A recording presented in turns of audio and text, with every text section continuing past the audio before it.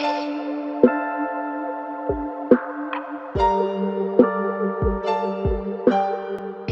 Cour de cassation s'apprête à vivre un moment fort, l'installation du nouveau premier président de la Cour de cassation. De quoi s'agit-il?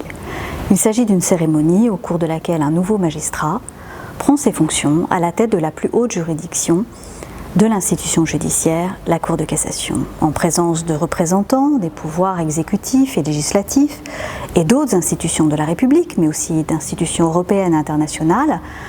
Le nouveau magistrat est accueilli par l'ensemble des membres de la Cour au sein de la Cour. C'est un moment fort de la vie institutionnelle de la Cour. Le premier président prend la tête d'une juridiction dont la mission principale consiste à interpréter la loi et que cette interprétation soit la même pour tous. Chacun est concerné. C'est à l'occasion de cette cérémonie que le premier président présentera les orientations, les grandes orientations de son mandat pour permettre à la Cour de mener à bien ses missions et pour lui permettre aussi de s'adapter à un monde qui change.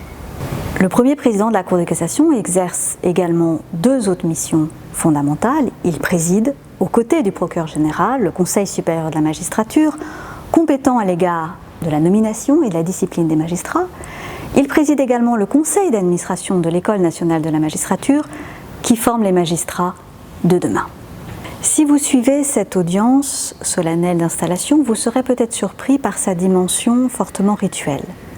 Un déroulement particulièrement codé, le port par les magistrats de robes rouges, amples, très impressionnantes. Cela peut pas paraître comme compassé.